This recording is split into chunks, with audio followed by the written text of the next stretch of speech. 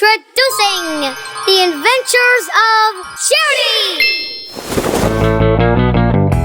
It's another dark and gloomy day in America as we hover over the scenery of our nation's capital covered in black and white.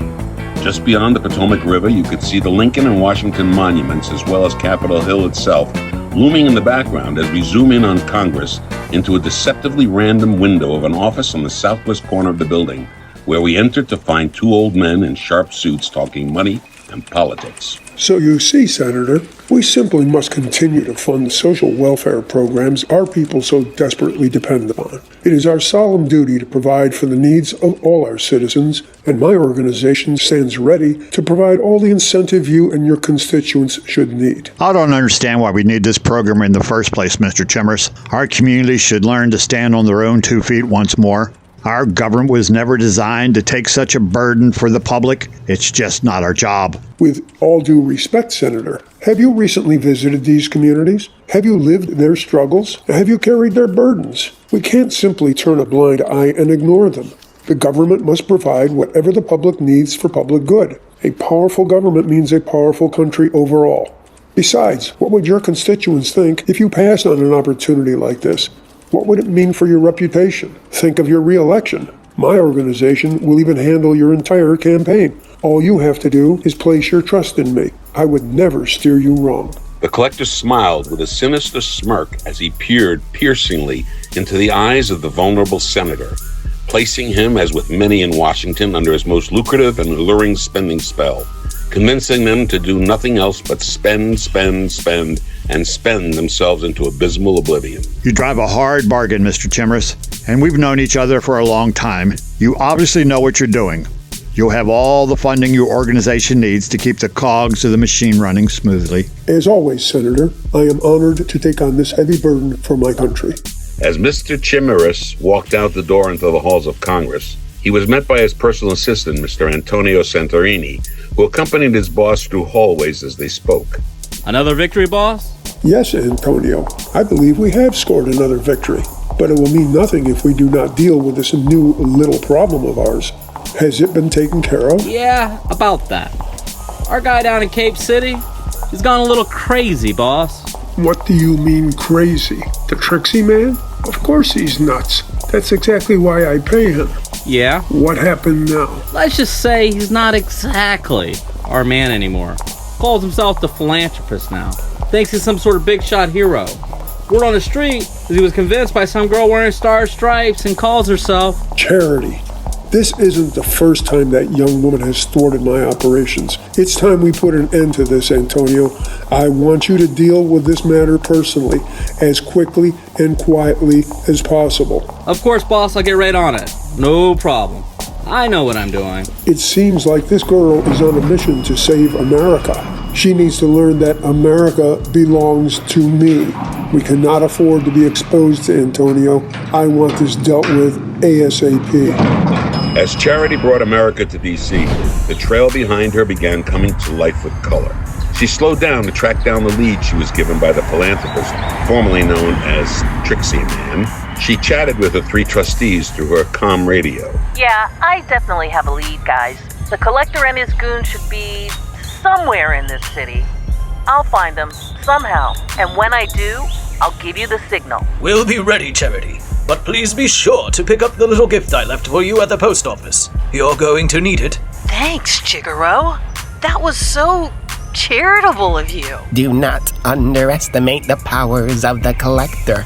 Trust in the power of social secharity, for it is the power of philanthropy. I will, Cratius. Thank you. Your charitable trust always remains close to my heart. If it comes down to it, just call on me to create a pooled income fund. That should drain the collector of his funds and give it back to the people. We'll certainly pool our resources together to take these guys down, Pithecus. All right, guys, let's do this. As Charity picked up the package that Chigaro had left her, she opened it to find the most remarkable metallic shield. It was all spangled in stars and stripes and carried her insignia on it, complete with the number 664 on it. The charitable gift made her feel renewed. She was ready to take on the bad guys. But suddenly she felt something as Charity's special powers of telepathy started going crazy.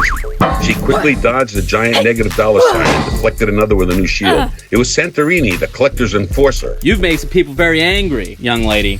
That's not very nice. The boss likes his toys to stay where they are. This country is his, and ain't no little girl gonna take what belongs to him. America belongs to the people, not to the collector. And did you just call me little girl? Who do you think cashes in on America's debt crisis? You think you can take them down all by yourself? You have a lot to learn, little girl, and I'm gonna teach you some manners. I'm not alone. I have my friends and all of America with me. And don't call me little girl. Charity suddenly unleashed the melodic tones of Route 664, shooting forth a blast of energy from her shield that blew the collector's enforcer away, knocking him straight into the Lincoln Memorial reflecting pool. When he finally woke up from his knockout, he was feeling kind of funny. His clothes and skin glistened with vivid colors as he felt something emerge from within his soul that he never felt before: kindness.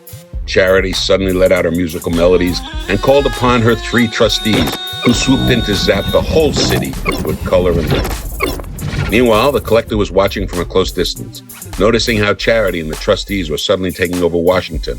He knew he was outmatched and made a break for his getaway hoverjet. How dare you, Charity? You haven't seen the last of me. You can run all you want, collector, but soon you'll have nowhere to hide. We're going to tell everyone about the power of social security and endow America with financial freedom. Your reign of terror is at an end. The collector suddenly jetted away from the scene, disappearing into the horizon before Charity and the trustees could catch him. But the important thing, he was gone and Washington, D.C. was free. Life and color was restored to the Capitol, and all through the power of charity. Senator Solis gathered all of the other members of Congress, and even the president came to meet and award Charity and her friends.